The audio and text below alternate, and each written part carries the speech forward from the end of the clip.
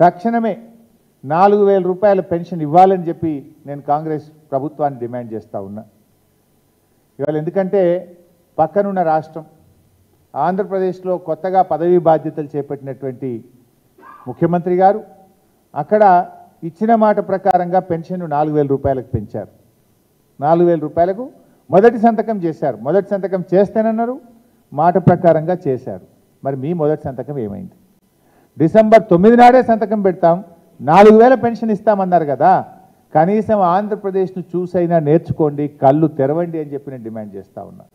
ఆంధ్రప్రదేశ్లో సాధ్యం అవుతుంది ఎట్లా, తెలంగాణలో కాదెట్లా అని చెప్పి నేను అడుగుతా ఉన్నా. ఇవాళ మీరు అక్కడ ఆంధ్రప్రదేశ్లో మనం చూసాం, పత్రికలు చదివాం మేము.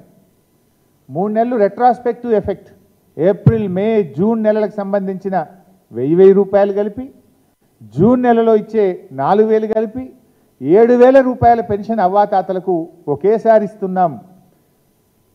అంటే పాత 3 నెలలు కూడా ఇస్తాం అని పాత 3 నెలలు కలిపి ఇవాళ 7000 రూపాయల పెన్షన్ను అక్కడ అవ్వాతాతలకు అందిస్తూ ఉన్నారు. మరి మీరు ఎప్పటి నుంచి ఇస్తారు? మీరు 6 నెలలైనా ఎందుకు ఇవ్వట్లేదు? ఇవాళ అందువల్ల ఇవాళ ఆంధ్రప్రదేశ్లో ఇచ్చిన విధంగా మీ ప్రభుత్వం డిసెంబర్లో వచ్చింది. డిసెంబర్ నుంచి ఇప్పటికి 6 నెలలు గడిచిపోయింది. అంటే 6 నెలల 12,000 రూపాయలు ప్రతి అవ్వాతాతకు, రాష్ట్రంలో వృద్ధులైన పేదలకు, ఆసరా పెన్షన్దారులకు ఒక్కొక్కరికి 12,000 రూపాయలు ఈ కాంగ్రెస్ ప్రభుత్వం బాకీ పడ్డది.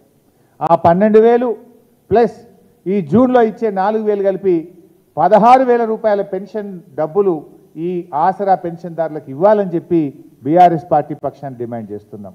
పక్కన ఆంధ్రప్రదేశ్ ఇచ్చినప్పుడు మీరు ఎందుకు ఇవ్వరు? ధనిక రాష్ట్రం అన్నారు కదా, మరి ఎందుకు మీరు 16,000 ఇవ్వరు?